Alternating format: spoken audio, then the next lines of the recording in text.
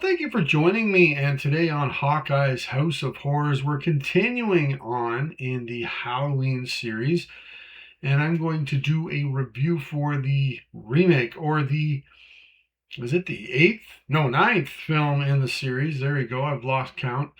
And that's Rob Zombie's Halloween. And this baby, it's almost 20 years old. Wow. Time flies. It was actually released on August the 31st, 2007 in the States. But here we go. And I enjoyed this film. It was good. It was a different take for sure on Michael Myers. It was written and directed by Rob Zombie, who it was in the band White Zombie, right? And has done some horror films for sure uh, through the years as well. I admit I have not seen a lot of Rob Zombie's films, but he does a couple of Halloween films, and the first one, anyways, I did enjoy. Now, it was also produced by Malik Akkad. His father, I believe it was his father, was Mustafa, who had, I believe by this point, he um, had passed away. But also Andy Gould and Rob Zombie himself is a producer as well. And of course, it's a remake, so it's based on characters by John Carpenter and Deborah Hill, who wrote the original film. Now, this had a budget of $15 million. Now, when translating that into money for 2026, that would be a budget of $24.2 million. It was a huge box office success. It made $80.4 million back in the day, or in 2026, that'd be 129.8 million buckos at the box office. So, hey, Zombie created a cash fall once again in the Halloween series. And it was distributed by MGM in the United States and the Weinstein Company internationally. Yeah, sorry, that guy. Anyways, now this sucker runs, I'm going to say, I admit this is a long horror film. On my second watch, it definitely is long, but I was fine with it. It runs 110 minutes, so just 10 minutes shy of 2 hours. But as I said, I could deal with it. I did enjoy the film. It's 20 minutes longer than the original film. It was 90 minutes, if I am not mistaken. But once you get it into modern times, it does actually have some wonderful pacing going on, just sort of like doing a nice chug-a-lug or chug-a-lug, a nice, try that again, a nice run to the finish line, right? It does do that, or Zombie does do that once it comes into the modern times. Because this film, it definitely goes back and looks at Michael Myers. That's, the serial killer, Michael Myers. It's going back and looking at him when he was younger. Where in the first film, they spend like 5 minutes on it. It's an incredible scene. Just him as a kid. But Rob Zombie definitely goes back further. So you are, Judith a lot more. His parent or his mother a lot more. Stepfather, I'll get to them here. But he really goes into them, or him as a child. I think it's like 45 minutes, maybe even close to an hour of him as a kid, and then it jumps into modern times. Or 20, no, not 20 years later, 15 years later, sorry. And, then I'm not saying the beginning has bad pacing, but the pacing really picks up. I find, anyways, to me, once it jumps ahead. Now, before Rob Zombie came on board and was the guy to make the new Halloween film, and it was going to be a remake, they had a number of ideas bounced around. They wanted to keep making the Halloween films. And the one that jumped out to me, um, because of this is before then, or I think the idea was before then, but anyways, we had Freddy versus Jason. But there was a story of Michael would face off against the Cenobites from the Hellraiser horror films. I know with those films, I'm going to get into them someday. There's a ton of them. I remember the first two. They're both, yeah, I would definitely say watch those, the first two. But I think after that, it might take a bit of a nosedive. But they were very imaginative, original characters. And I think it really would have been very cool if you had the correct writer, the correct director. Um, it may have worked very well. Um, I think I read even Clive Barker was going to be involved as well in the writing process, and I'm like, hey, that might have really worked, but they pulled out. They didn't decide to make that, but in the end, Rob Zombie came on board and was going to make the next installment. So here, as a child, we have, I hope I pronounced his name correctly, Dag Ferch. He does a pretty good job as a young Michael, because he has to come off as disturbed and distant and definitely bringing out some mental illness.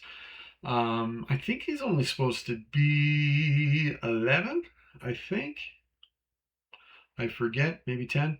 But anyways, he does a pretty good job in this role. His character, he wears clown masks or masks that he makes himself, which Zombie really went full tilt into that with the masks. I gotcha. He's likely a Kiss fan. He like wears a Kiss shirt, which is one cool thing about Michael Myers. I'm okay with that. But he does get bullied a lot by people in his own family and people at school. He has no friends. So, oh boy, it's ingredients for a disaster here in this film. Now, he does talk as a child. He's not, doesn't say nothing, but he does talk. So, um, I'm okay with that because I've been able to separate Carpenter's Halloween with Zombies Halloween, and this is the zombie version. And this is his telling of the character, so let him talk. Later in the film, when he is an adult, he no longer talks. Um, it's, I would say, not as effective as it was in the original film because his character literally never did talk. You never saw his character talk. So with this one, okay, he's not talking, but yeah, I've seen it. I know he can talk. I know he can do it. So it doesn't come across as quite effective. Definitely, if I was a kid in this film, I would find it very, very, very strange if another kid in my school was walking around wearing a mask all the time. And there's indications that he does that. And nobody picks up on that around him and might talk to him or wonder why do you wear these masks. We get into it later with his mother, but that's after he's already killed some people. So I don't know. Whatever. I may be thinking too much into it, but that is exactly what I do. Now, for me, the whole reason of him wearing these masks is that he's afraid of who he is and what he can do, and also that he's almost hiding from himself under this mask, or hiding himself from other people as well, exactly who he is. Now, his mother is played by Sherry Moon Zombie, the wife of Rob. And in this, the mother, she is a stripper. Um, Now, with her character, Sherry Moon does a very good job as the mother, loving mother, but I would definitely say maybe not tapped into everything because I found it very odd. She does not see the horror in carrying around dead cats in your knapsack that you carry to school. Um, that should be a gigantic red flag right there. And she always leaves things until later. She does not deal with problems right here, right now, headstrong, dealing with problems, in particular with Michael. Um, so we'll deal with that tomorrow, more or less, and she can then go to the strip joint and strip for the local horn boys. Now, the sister of Michael, Judith, the older sister, is played by Hannah Hall. She does a pretty good job as the older, bitchy, hate my brother sister, that whole thing. She does a pretty good job with that. Um, I gotta mention this. There's, I don't know, the beginning. Okay. There's elements I like to it, and then there's some just over the line creepy crap that no, I don't really need that. For example, there's a scene where her stepdad, Ronnie White, played extremely well by William Forsythe. He's the stepdad. She comes into the kitchen. He's sitting at the table, I think, eating cereal or something, and he looks at his stepdaughter like he wants to do the dirty with her. All while Baby I Love Your Way playing by Peter Frampton in the background. Very creepy. Um, I did feel like puking. I thought that was quite nasty. And then leading to Judith needing to get into the bathroom, and Michael's in there, and then Judith is like saying, "Oh, Michael's in there masturbating," and making fun of him. And this is all in the kitchen for everyone to watch and be a part of. And she's looking at her stepfather while stroking milk jugs. Oh, I wanted to puke even more. I don't know. I That was too much for me. So, anyways, moving on quickly. Um, I really do think yeah, sorry, not moving on very far, but Zombie went too far. This is an example of the character's weaknesses. Um, and then in the end, not many of these characters are likable. Okay, so Michael's mother is likable because she shows a motherly love for Michael. But not a lot of these characters are likable, which is a bit problematic, um, but there are some. So after Michael kills a slew of people as a child, kills a bully from school, his stepfather, sister's boyfriend, maybe because he raided the fridge and didn't ask first, can I make a sandwich? Judith, absolutely, he's got to kill her, right? And that's off the top of my head. I think there was like four of them. He's sent to Smith's Grove, I think that was the mental hospital.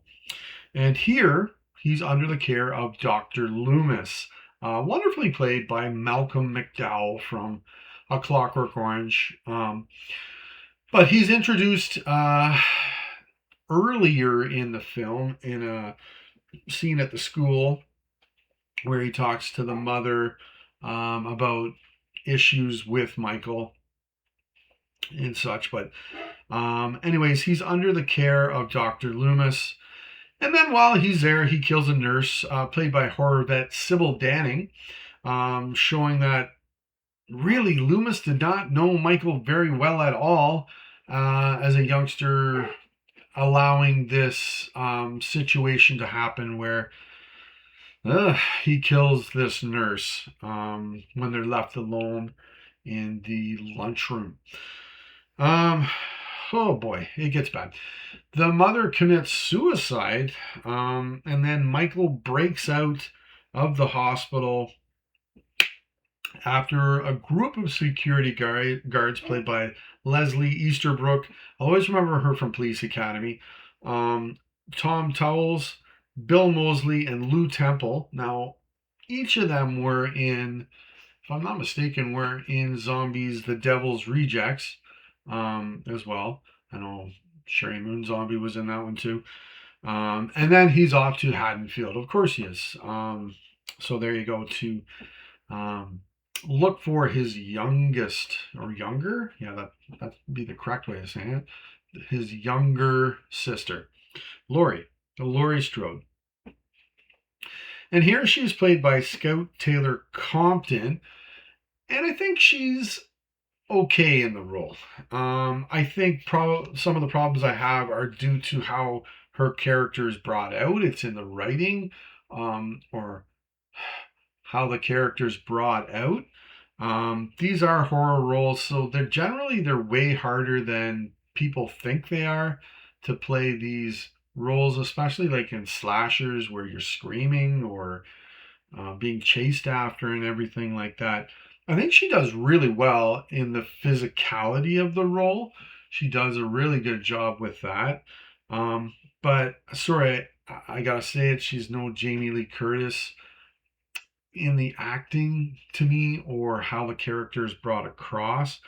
Her character is not that all that likable.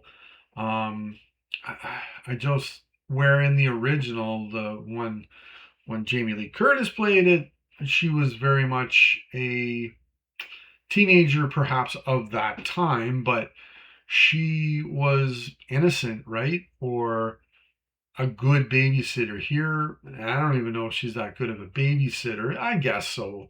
I'm not gonna say she's bad at it. Um, but I just like the original, how her character was brought um, out to the viewer.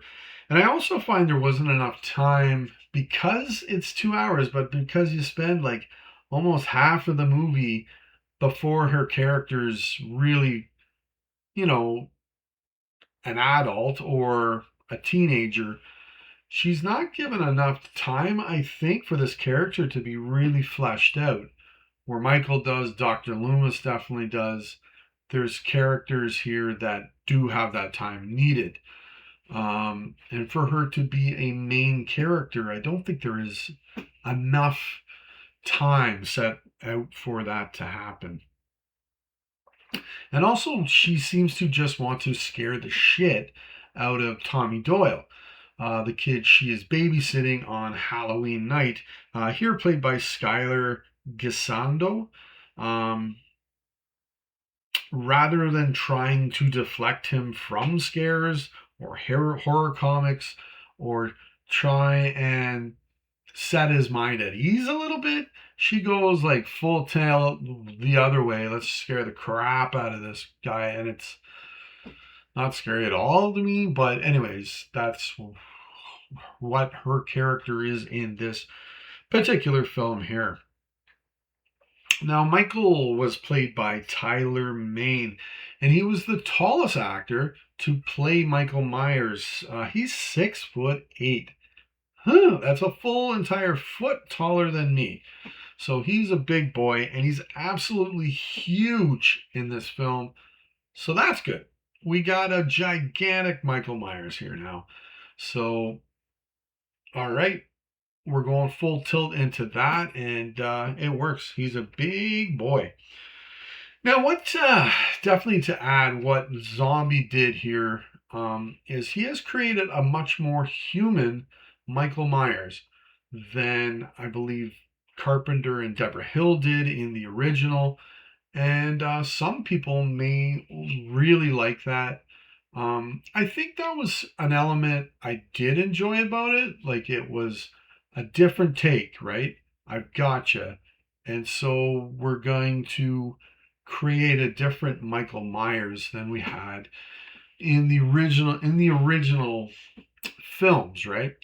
Um, so there you have it. I like it, but in the end, I'd rather there be that mystery that was in the original, which is hard to do after 8 films or whatever to keep that going because it really doesn't. Or it doesn't once you hit part two. Now, supposedly when doing this remake, Zombie called Carpenter because he wanted to get his okay to do this. Um, and Carpenter told him, make this your own film. And I gotta say, Zombie has really, in the end, I would give a thumbs up towards that. He does make this his own film. There's definitely changes in Myers, and as I said, Laurie Strode and Dr. Loomis. All the characters are different. The situations, some of them are the same, um, but he did it, I believe, in creating his own Halloween film. For example, you're siding with Michael Myers quite a few times, where in the original film, I never was. I never sided with Michael.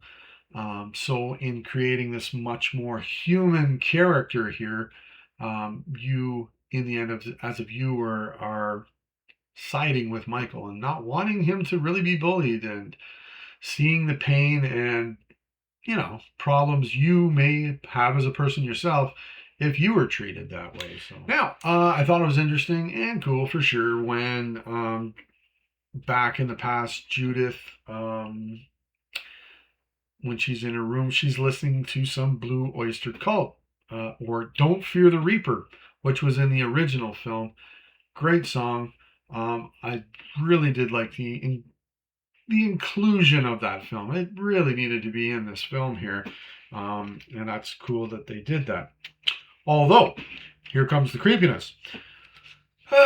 He checks her out and starts playing with her leg before he offs her. But as I said, this is Zombie's version. This isn't John Carpenter. This is him. So these very offside sexual perversions are very much a part of his character here, or character of some of the characters. Anyways, and then this song's playing again later in the film when Michael is an adult, and he comes to kill Laurie's buddy Linda, this time played by Christina Klebe, and her boyfriend. Now, Linda in this one, I wouldn't say this in the original one. She was just sexually experienced. That's what I'll say, for sure. This one, though, her character is super slutty. Yeah, yeah, I don't know how to deny that. And whatever. She's gonna die. She's gonna get killed. You know that. And you're right when you see it. Um, yeah. Now, in the end, or as we see when Michael's in the hospital as well, Michael blocks out these killings. When he's a kid, anyways. It doesn't seem like that's going on when he's an adult, but he blocks it out. Or, I don't know. I haven't seen it enough to get indications that, is he actually lying or pretending that he's blocking it out? I don't know. Put in the comments if you have seen this, or anything like that I haven't mentioned, and that'd be cool. Maybe next time I watch it, I'll pick things up like that. Now, in the end of the film, we have just what I think the doctor, not Dr. Loomis really, but maybe, has ordered in a nice lengthy final girl battle with Laurie and Michael. And it's pretty good. I enjoyed that final girl showdown. Now, as well, I really did enjoy the cameos. Some of them are not quite cameos, but they're actors from horror films. And there are a lot of them. I'm going to list them all here. There's Richard Lynch, he played the principal. Udo Kier, he played a doctor. Clint Howard, he worked in the hospital. Danny Trejo, he worked in the hospital as well. His killing, I think, was a influence from Halloween 2 with the nurse um, dying, or Michael dunking her head into the scalding water, although it's not scalding water here. But anyways, we have Dee Wallace. I love Dee Wallace. I think there was a bit of um, pulling away, if you will, of her death. She plays Laurie Strode's mother in this. Ken Foree, hilarious. He's a truck driver who goes to take a dump and then fights Michael Myers in the stall. Two big boys. We also have Mickey Dolenz. If you don't know who that was, he was the drummer from the Monkees. If you don't know who they are, look for that show. There's Daniel Roebuck as well. He played Sherry Moon's boss. He's in the second one. But he's the boss of her at the strip joint. And Sid Haig, got to put him in here too. Great. And he works at the cemetery in Haddonfield. Now, the two best cameos, I definitely got to put that in quotations here, is Brad Dourif and Danielle Harris. Dourif plays the sheriff. Does a real good job. It's Brad Dourif, of course he did. And Danielle plays Annie. She does a good job as well. It's cool because she was in Halloween 4 and 5, playing Laurie Strode's daughter in those particular films. But this is going back to the original, restarting, but I really enjoyed them in their roles as well. Now, one thing I didn't really like was the mystery. I think we get more into it in the second one. I'll do a rewatch on that and bring a review for that, but I didn't really like the added mystery of Laurie as a child and the whole story of how she was adopted and how the sheriff was involved. It was, from the standpoint of this film, which I enjoyed, it was completely unneeded and unnecessary, and we didn't really need that curveball at that point at all. Other than the sheriff being aware of it, okay, great. I don't know what that adds to the story at all. It doesn't really matter. I thought it was unnecessary. And then supposedly when Michael is seen for the first time by Laurie, I think she's in the school, he's standing in front of the house that was in the original film that Jamie Lee Curtis's character was living in. So that's cool. An interesting side note for fans of the Halloween films as well. Now, I read the experience for Rob Zombie in this the experience of making Halloween was miserable. He didn't enjoy it. I don't know if the Weinsteins had anything to do with that. I expect they may have. But he didn't like the experience. But because this was such a big hit, he came back and did another one. And, well, they paid him more money, of course. Come back, do another one, and I think from what I read, that film was an even worse experience than this one here. So that's too bad. Too bad. Now, one thing I read too is, and this would have been cool, John Hurt was in consideration for Dr. Loomis. He was in Alien or 1984. Great actor, English. He would have been terrific in that role. I wonder what it would have been like with him. But McDowell is, of course, a great casting choice to put in that role. So whatever. Um, but it would have been cool to see John Hurt in that role. Would have been interesting. And of course, this film, I was expecting this, has a high body count. High to me. Body count of 21. That does not include the mother who committed suicide as well. But there you have it. So that's Halloween. I enjoyed it. I would definitely recommend this to people. Recommend this to people or fans of more modern horror films. There might be something here for you. Even fans of the original Halloween, I'd recommend it, but be prepared for something different. And that's what you get here.